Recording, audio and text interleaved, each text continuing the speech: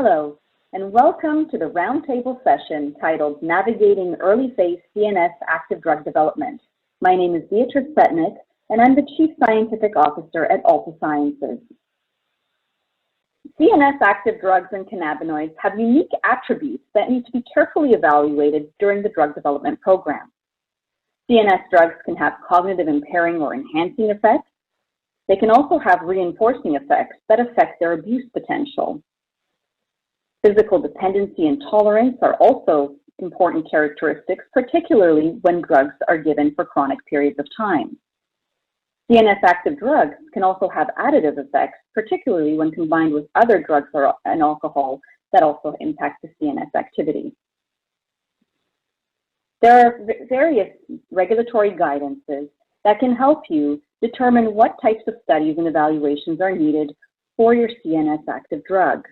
These include evaluations of abuse potential, the ability to operate heavy machinery or motor vehicle, as well as specific guidance for botanical drug development.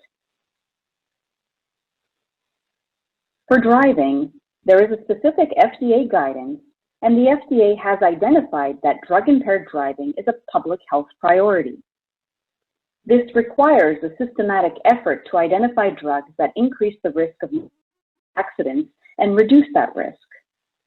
It's not enough to evaluate patient self-perception of their ability to drive a vehicle. One needs to include objective information about how a drug affects the driving and to ensure that it can be safely used.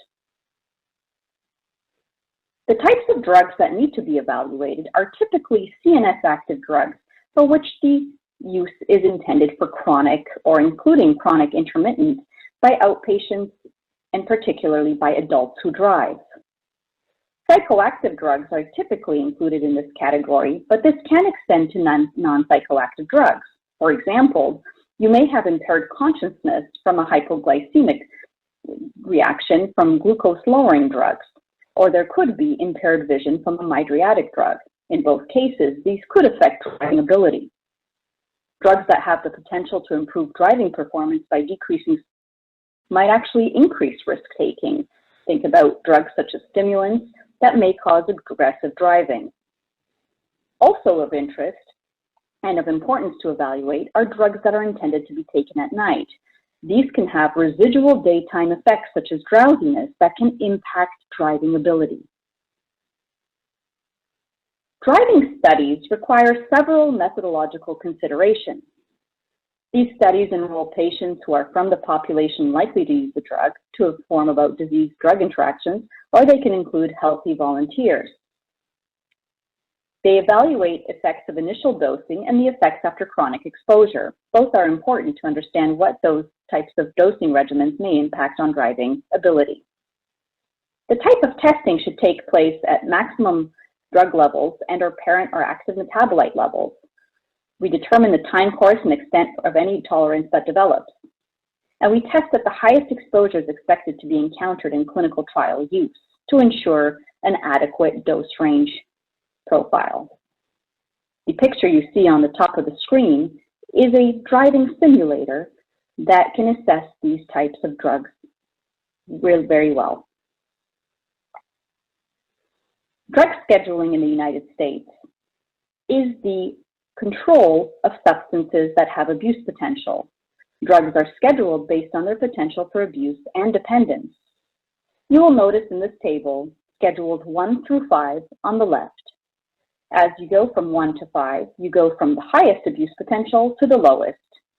As the abuse potential decreases, the restrictions around prescribing also become less conservative. Determining a drug scheduling is considered at the time of approval. It is important to collect relevant study information and clinical trial data to inform what schedule a drug should fall into and whether or not it should be scheduled. One of the key studies that determines drug scheduling and informs it is the human abuse potential study. These studies evaluate the likability of a drug in a face-valid population. Typically, these are single-dose, double-blind crossover studies, and they're conducted in a face-valid population, which are non-dependent recreational drug users. These studies are placebo and active controlled, and they can include the scheduled controls such as opioid stimulants, depressants, hypnotics, etc.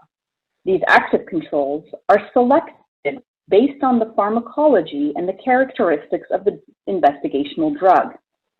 A pharmacological challenge to ensure non-dependence and sensitivity to the active control is always conducted prior to enrollment into the main treatment phase.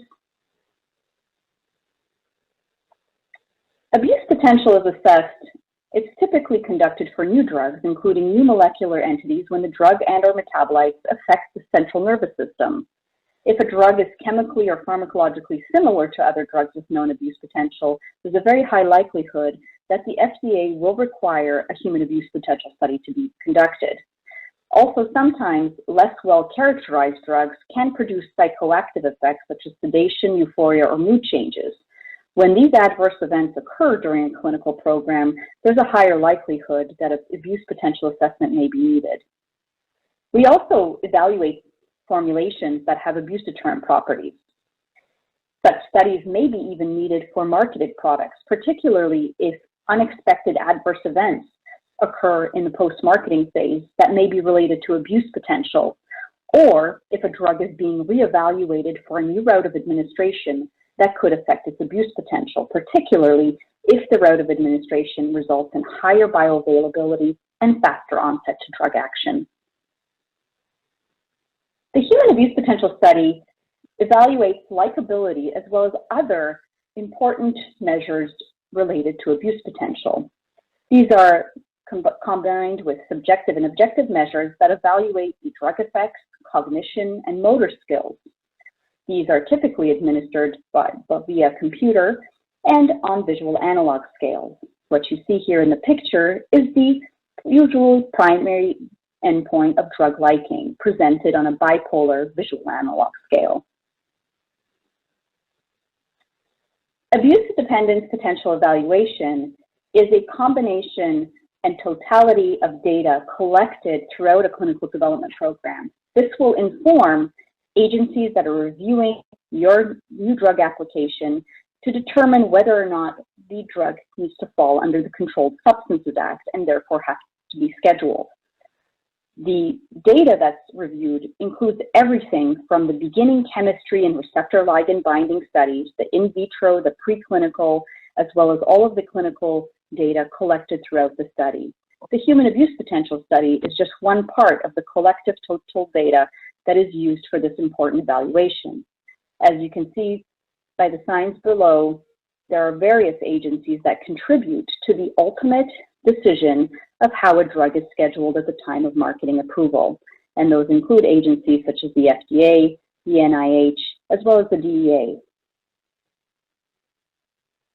Physical dependency is also an important component of evaluating CNS-active drugs. This is a state of adaptation that's manifested by withdrawal symptoms, and these are usually occur following abrupt cessation, rapid dose reduction, or reducing the blood levels of a drug, or perhaps administration of an antagonist. Withdrawal symptoms are unpleasant and are important to determine for patient safety in order for patients to safely come off of medication and avoid abrupt discontinuation. The evaluation of physical dependency has been recently addressed in the FDA guidance on abuse potential. It requires both preclinical and clinical evaluation. It helps to inform drug scheduling, and it provides relevant safety information in Section 9.3 of the product label, titled Dependence. Symptoms of withdrawal can range from mild to very serious. Very common CNS withdrawal symptoms can include things like nausea, anxiety, headaches, decreased concentration, amongst others. Some withdrawal symptoms may be specific to a certain CNS-active drug. For example, lacrimation, rhinorrhea, and sneezing are very characteristic for opioids, whereas electric shock sensations, confusion, myoclonus are typically associated with SSRI withdrawal. Typically, these types of withdrawal events are transient and reversible, but there are major complications of abrupt withdrawal, and those are things like seizures, suicidality, and psychosis. Onset of withdrawal symptoms depends on the duration of action, and these are very important safety parameters to evaluate for any drug. When we're assessing physical dependency, there's a preclinical assessment of withdrawal that's done on a preclinical phase in animals, and the clinical studies are usually conducted in phase 2, phase 3 trials after study drug termination.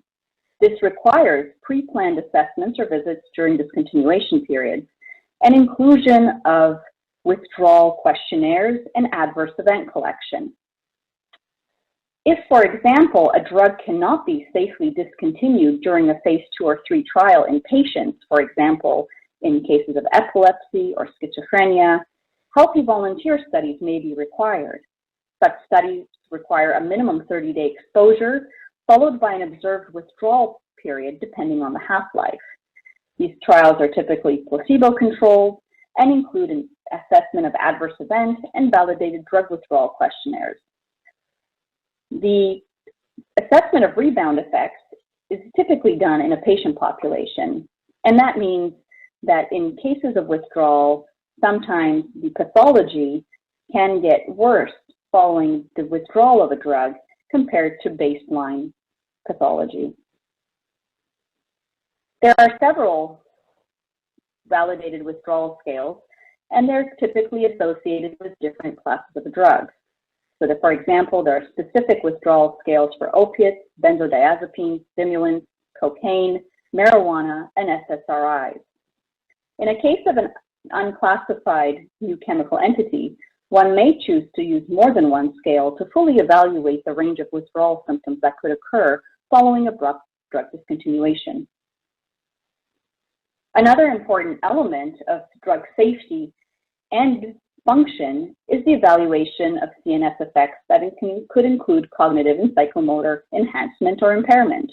There are various domains, including attention, memory, visual perceptual functions, sequencing functions, logical problem solving, psychomotor speed and coordination, simultaneously information processing abilities, and executive function. In summary, CNS drug development requires a unique risk-benefit evaluation. Inclusion of assessments early in drug development provides important safety information, and evaluating abuse and physical dependence potential is integral to the drug scheduling process and needs to be carefully considered during the drug development process. Thank you very much for your time and attention, and I'm happy to take any questions.